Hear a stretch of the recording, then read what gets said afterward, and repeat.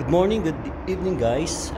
Nandito ako ngayon sa ah, project ng kumpanya namin.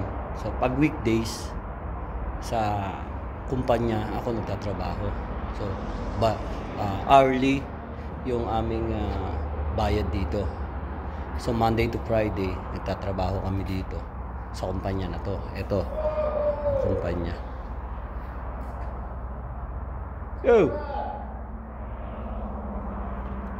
And yun nga, kaya ito yung kumpanya namin. Tapos ngayon, last week may video ako nito last week, yung paano ko tinape tsaka paano ko kinotan. Siguro sa susunod papakita ko talaga yung mula umpisa para makita nyo at kung interested kayo matutunan nyo, and then later on dumating ang time na magka-chance kayo na mag-apply dito sa Canada. Yan. So papakita ko sa inyo yung mga na-finish ko na kahapon, nung last week. Tapos i-finish sanding ko na siya ngayon para ready to paint na siya.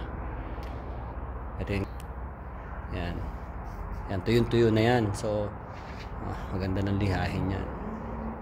So dito pagka alam mo yung sa pagtitaping o yung pagmamasilya dyan, tawag sa atin, pag alam mo yung tamang paraan ng pagpapahid, hindi ka maliligo sa alikabok, hindi ka masyadong mahihirapan sa pagliliha. Yan, lilihain ko yan, yung mga malalaking pintana na yan. Napapansin nyo guys, madilim pa pero mag-aalas 6 na. So 5:30 kami dito sa project na to. 5:30 kami nagsisimula, tatlo kami kasi sayang din naman, pero usually nagsisimula kami pagka winter 6 AM, and then pagka summertime 7 AM. Kaya yung ibang mga kasamahan namin mamaya pa darating yun kasi alas 6 sila magsisimula. So yan guys, yan ang mga liliyahin ko hanggang dun. Pero sabi ko nga sa inyo, warehouse lang o storage lang to, kaya wala siyang masyadong partition. So mga wall lang yan ng stairs tsaka ng elevator. Yan, lilihahin ko yan ngayon para ready to paint na siya. Yan.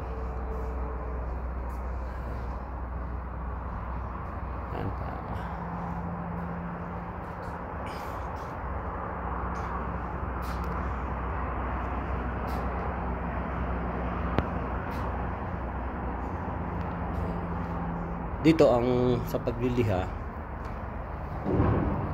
pangkaraniwang gamit namin dito yung ito tinatawag na ito, rekoin ko ang tawag ko dyan, pulse sander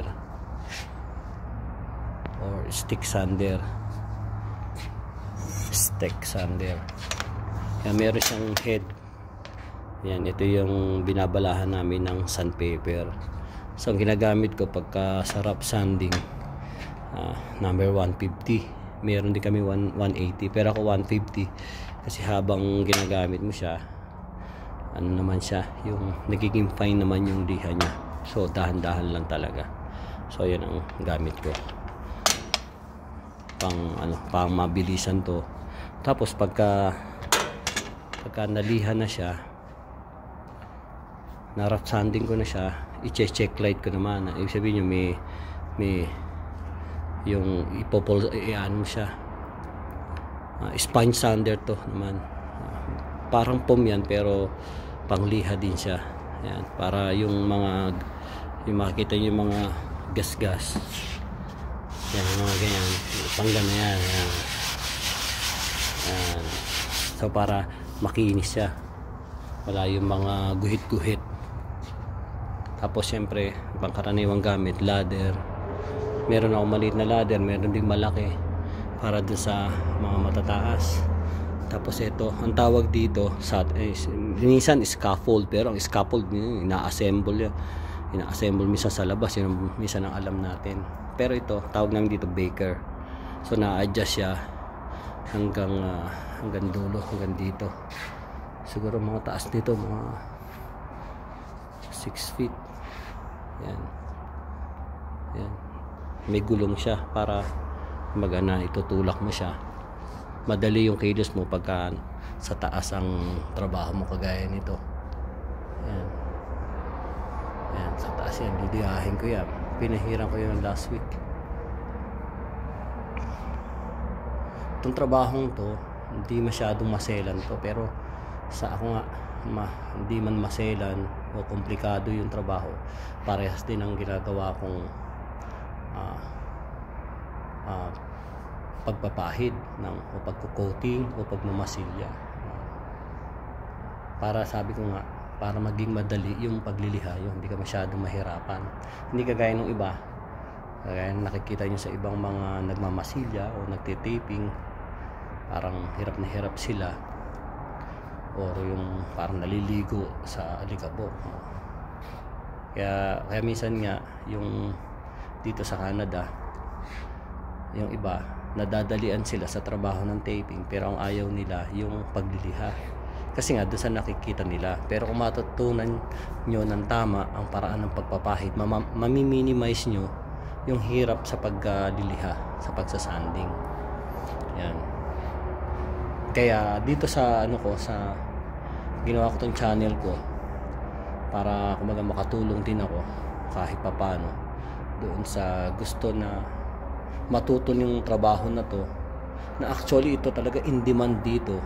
Ewan ko lang ba't sa ibang mga napanood ko mga vlogs, wala siya sa top 10 na kailangan dito sa Canada. Pero sa totoo lang, kumakaunti na yung mga worker na gumagawa ng nagtatrabaho bilang taper o drywall finisher ang tawag dito. Sa NOC yun, drywall installer, drywall finisher. Yun ang umuunti na to. Halos ang mga taper dito matatanda na, kasi nga yung ibang mga Canadian o yung tawag namin mga puti, ayaw nila nadadalian sila sa paraan ng pagtitaping, pero ayaw nila ng madumi, yung liha. Kaya lang, sabi nga sa inyo, sa pagtitaping, nasa sayo rin kung papaano ang mami-minimize mo yung hirap sa pagliliha. Yun. Kaya sinimulan ko ng channel na to para bigyan ng tip yung mga nagnanais na, o yung mga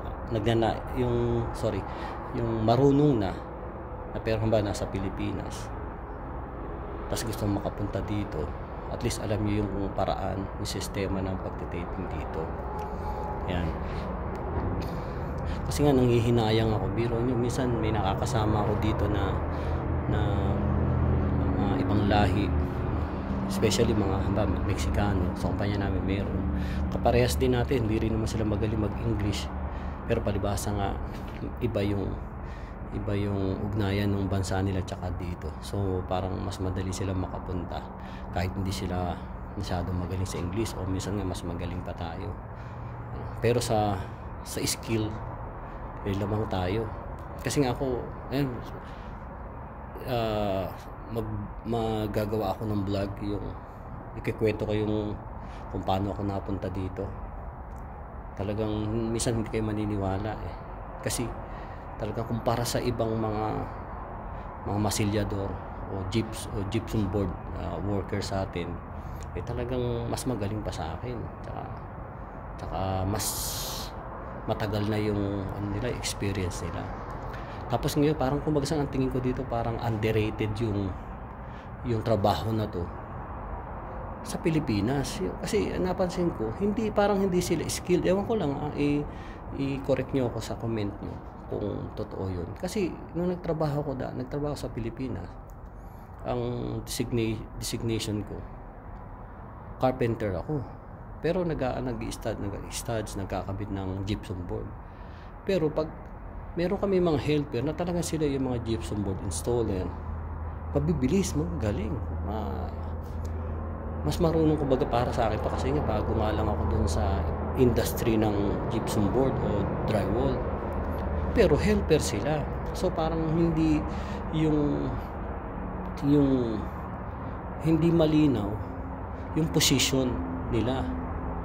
Tapos mas mababa ang sweldo nila. Pero dito, pag drywaller ka, finisher, drywall finisher o yung masilyador, taper tawag sa amin. Minsan mas mataas pa yung sweldo kumpara sa mga carpenter o sa painter. Sa atin sa painter parang mas mataas yung sweldo nila kumpara doon sa mga nagmamasila na katulong lang nila na hindi marunong magpintura. Pero dito baliktad. Pag painter ka lang. Pag taping ka lang. At mas mataas pa yung sweldo namin sa mga painter. So yun ang naisip ko, kaya naggawa ako ng vlog tungkol dito sa trabaho na to. Kasi nakita ko doon sa ibang vlogger o doon sa ibang mga nag-vlogs tungkol dito sa trabaho sa Canada, wala siya sa top 10. Pero itong trabaho na to, mula sa yung pagiging, ang tawag kasi sa trabaho na to, in general, interior system mechanic. So ang tawag sa amin ISM. So pag nag-aral ka pa nga dito, magiging journeyman ka. Kasi mapag-aaralan mo yung steel stud framing, drywall, taping. So magkakaroon ka ng red seal. Ang tawag sa'yo, journeyman na. So pero sabihin natin hindi pa tayo dun.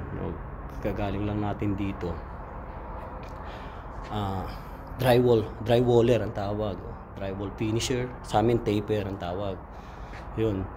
Ngayon, pare-pares ang sweldo namin. Depende sa tagal mo na sa kumpanya. Pero pagka nag-apply ka dito, siyempre ang government, mayroon siyang minimum wage para doon sa mga una pa lang magtatrabaho sa industry ng drywalling. Ayan. Ngayon, balik ako dun sa mga ibang vlogs. Wala siya sa top 10. Pero kung tutuusin, isa to sa pinaka-in-demand na trabaho. Hindi nga, kahit nga hindi dito sa Canada, kahit sa New Zealand, tsaka sa Australia. Madali ka makapunta pagka marunong ka mag-drywall. Drywall installation at taping o yung magmasilya. Dito ganun din. Ako nga dito, kahit napansin ko, kahit first year college lang naabot ko, hindi ko naman ginamit yun. Inano ko lang yung high school graduate na diploma ginamit ko. Nakarating ako dito kasi yun lang ang requirements, educational requirements para sa mga drywaller o drywall finisher. So kung sa atin dyan sa Pilipinas, pag marunong ka mag-taping, malaki chance mo na makapag-apply ka dito sa Canada. Kaya lang, yun nga lang, pag tuturo ko sa inyo sa mga susunod ko pang mga pagbo-vlogs kung paano aayusin yung mga papeles nyo para maging tawag dito, maging ma-impress yung tatanggap ng papeles nyo, kahit na maging dun sa mga immigration officer na magre-review ng papel nyo, kahit dun sa agency.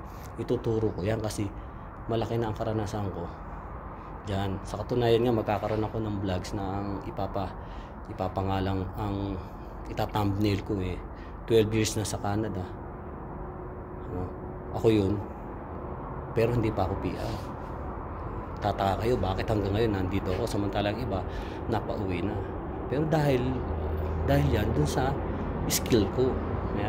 Kaya yan, iisa-isahin ko yan sa inyo minsan sa pagbablog ko para makatulong naman kahit pa ma-inspire kayo o magkaroon kayo ng idea na may pag-asa kayo kung nasa Pilipinas man kayo o nasa ibang bansa, maliban din sa Canada, na makapunta dito or sa Australia at New Zealand na dahil skill kayo ng drywall installer or drywall finisher, taper.